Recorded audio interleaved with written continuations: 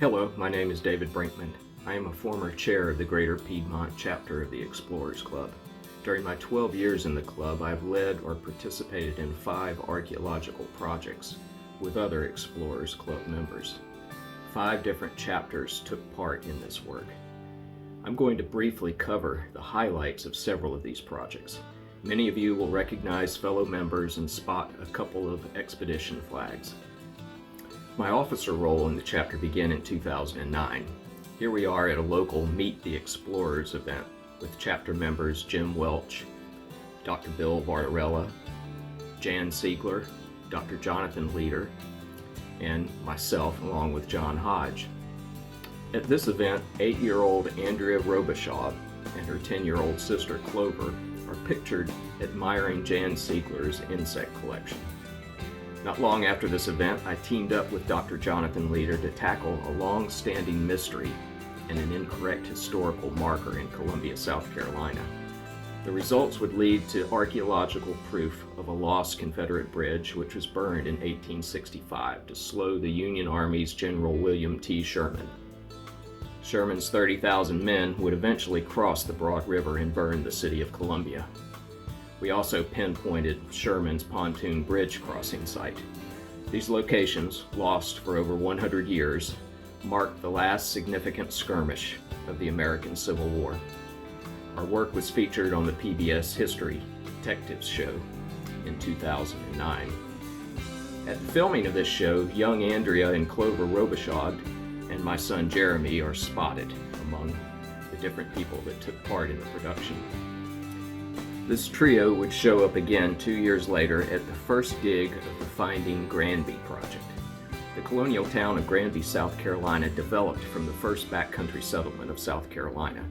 In 1786, a thriving Granby was chosen to be the new state capital of South Carolina. At the last minute, however, the location was moved about 2 miles north on the other side of the Congerie River. The new city would be given the name Columbia. Granby would die out and would be gone within 30 years. 200 years later, its exact location was unknown. In 2012, the young trio of kids would dig a pit 5 feet deep and find a single tiny pottery piece from Granby. With the help of other Explorers Club members, we would center in on the remains of the 1780 Granby home site, which itself was on top of the home site of the area's first Indian trader. And beneath that, we found Native American artifacts that were as old as 10,000 years. In just a 1,500 square foot area, 8 years later, we have now found over 18,000 artifacts from these periods. In doing so, we have resurrected the forgotten town of Granby. 2 years into our Granby dig, a colonial plat was discovered, which gave a clue to the location of a British fort called Fort Congerie II. A unique elevation feature on the plat led us to a house just 1,000 feet north of our Granby dig site. Under the direction of the state archaeologist and explorer, Dr. Jonathan Leader, 22 Explorers Club members took on the task of finding the lost and forgotten fort. Just 2 hours into the dig, the archaeological feature of a palisade wall was found. Dr. Leader would make a smaller group of us work the entire summer to continue the dig and prove that, in fact, this was Fort Congerie II. How important was this find?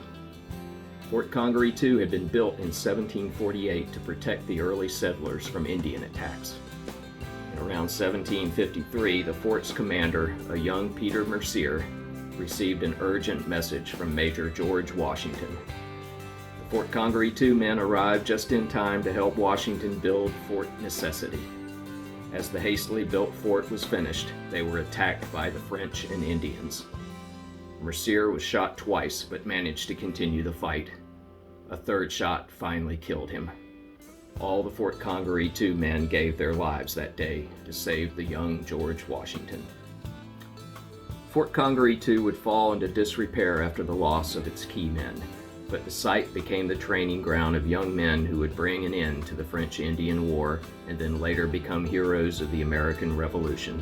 27 15 years after Mercier and his men gave their lives, these new heroes drove the British from South Carolina and into the hands of George Washington, who defeated them at Yorktown. Today, our discoveries have brought Fort Congerie II and its heroes back to life. Our findings have led to the creation of a fully immersive virtual reality version of the fort, which includes a barracks that displays three-dimensional images of our dig and our findings. 10 years of archaeological work has also brought forth our own explorer heroes. Based on her efforts in the dig, including Granby and Fort Congerie II, Greater Piedmont explorer Jan Siegler is our third best digger. Taking the top 2 awards is the sister duo of Andrea and Clover Robichaud. The young Robichauds began attending our chapter meetings when they were just 12 and 14 years old. They both became student members when they were 16. Clover graduated from high school 2 years early and completed college on a full scholarship. She was awarded an Explorers Club grant during that time and completed research work in the Philippines. Andrea Robichaud has recently submitted an Explorers Club application for a grant, as she also attends college now. Clover is completing postgraduate work in a TA position at the University of South Carolina. 7 decades separate the ages of our new heroes.